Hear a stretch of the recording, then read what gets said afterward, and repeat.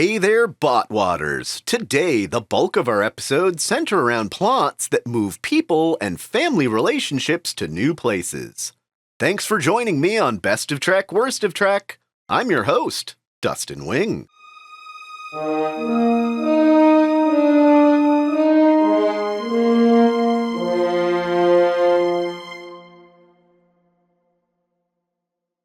Sleeping with the Enemy at 142. Yeah, they did it. Or Strange Bedfellows. Let's get the title out of the way, as when we first see Dukat and Wynn in this one, it appears to be post-coitus, and the two worst people for the interests of Bajor are now at the helm of its new era. Meanwhile, there's two more instances of fellow strangers in bed, as Worf and Ezri are turned over to the Dominion while processing feelings about each other, after doing the dirty one more time in Dax's new body. Simultaneously, the Breen are entering a strange new partnership with the Dominion. Honestly, I think this may be the most honest title in Trek history, because there's so many meanings, as Wynn double dips and becomes the unlikely companion of the Pa-Wraiths as they reveal themselves to her.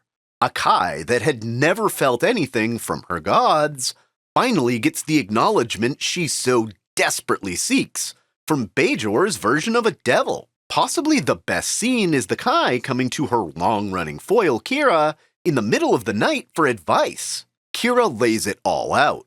Her off-ramp, if she as Kai is having a crisis of faith. In typical Adami fashion, though, she fails to let Kira's words set in. The closing miniseries in DS9 are all top-notch. Trying to seize power at 139, 140, and 141. Basically Star Wars. Or The Homecoming, The Circle, and The Siege. In Trek's first true three-parter, the flimsiness of the Bajoran Provisional Government comes to the forefront as a xenophobic group known as The Circle literally leave their mark on spots on Bajor and now on DS9. Simultaneously, in the first appearance of the Boslik freighter captain, she gives the Bajoran family earring to Quark, who badly tries to extort Kira for it. This leads her to liberating the Cardassians' final Bajoran labor camp for a famed rebellion figure, Lee Nellis. This is kind of the original Davy Crockett figure in DS9 before it would come up later in the run. This man's legend outmatches his ability and patience, to his peril in the very end, as he dies at the end of this Star Wars-like coup, where it looks like this guy is Palpatine, but in truth, Wynn is the one taking advantage of the situation, and it ends up elevating her, despite being part of this plot, that Kira will end up exposing as a plot by the Cardassians to retake Bajor by providing arms to these rebels, who are under the control of the First Minister playing both sides. John Fleck's first appearance in Trek as the guard Kira seduces goes uncredited, but not unremembered here. There's a nice sprinkling of action in this arc that makes it very well-balanced television. Asking exploratory questions at 138, turning the tables, or The Outcast.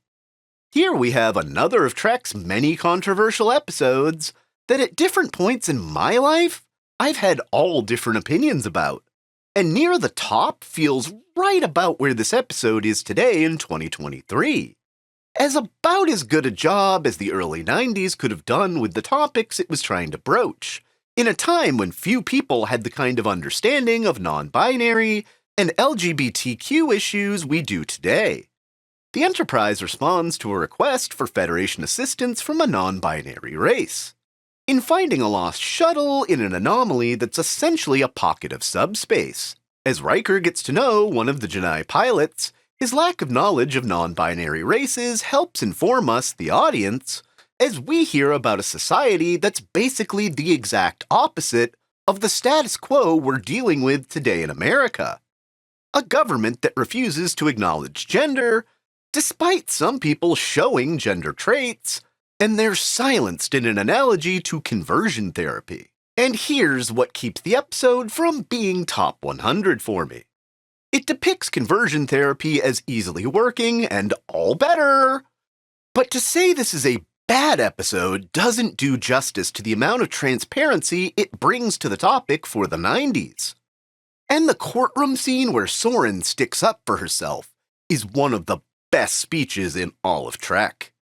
A heartbreaking episode in the end as Riker is too late in saving his love, creating a diplomatic scene at 137, Family Therapy, or Journey to Babel.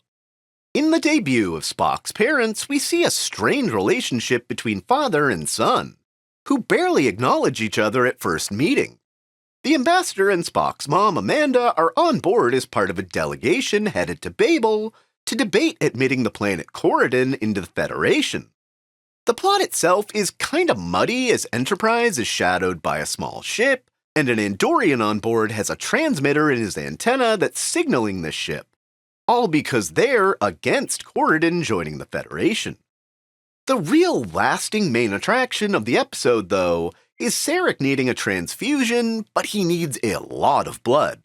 And Spock's in command because the previously mentioned Andorian almost killed Kirk, and he won't give up the chair, because duty. On first ranking, this episode was higher, but it also takes a really long time to get to a point, and feels like much is written in for filler, particularly in the medical procedure scenes.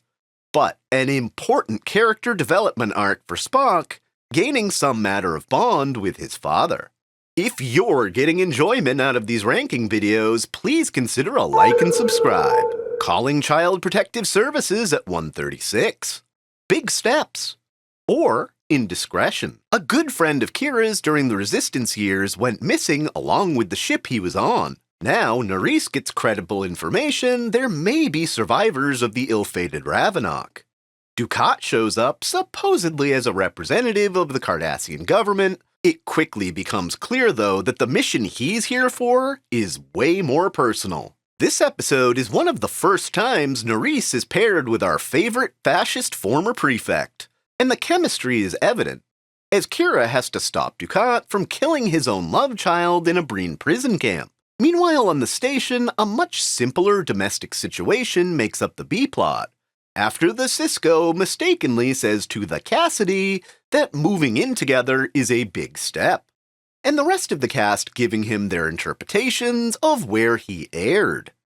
I feel like the weirdly uncomfortable thing with Dukat and Nerys' mom should have been foreshadowed here, but otherwise a great episode about family and relationships, while bringing the seldom seen Breen into DS9. Making Pizza at 135, Venomous Meat Lovers, or Nepenthe. When this first aired, I was like, well, that was cute, but it was one of my least favorite episodes of Season 1 in Picard. Every subsequent watch, it has gotten better and better for me. After using a Borg long-range transporter at the end of the previous episode, Jean-Luc and Soji find themselves at Arrow Point from a wild girl of the forest, whose parents should have taught her better about pointing a bow and arrow at people, and there's no way she doesn't know what Picard looks like. Meanwhile, back on the Borg Cube artifact, Elnor stays behind for a cause that's more lost than Picard's. Too bad that won't save fan-favorite character Hugh by the end, as a Romulan battle between Elnor and Narissa ends badly for the OGXB. The La Serena crew tries to shake Narek, suspiciously following them, and Jurati nearly dies flushing the Viridium tracker in her blood out. This may be Deanna Troy's best counseling episode, trying to help Soji figure out who she really is, after just learning she's an android that's only a few years old. Using the memory Narek dragged out of Soji, they figure out what the next move is, to take her home. This is one of the best uses of an episode dripping in nostalgia, while still managing to do its own thing within the context of the season. Nearly the best episode of Picard. Number 134 is coming apart at the seams, in Silver Blood Part 2. Less blood, more silver. Or Course Oblivion. This is one of the few Trek episodes that no matter how many times I see it, or knowing the ending, that never fails to make me cry.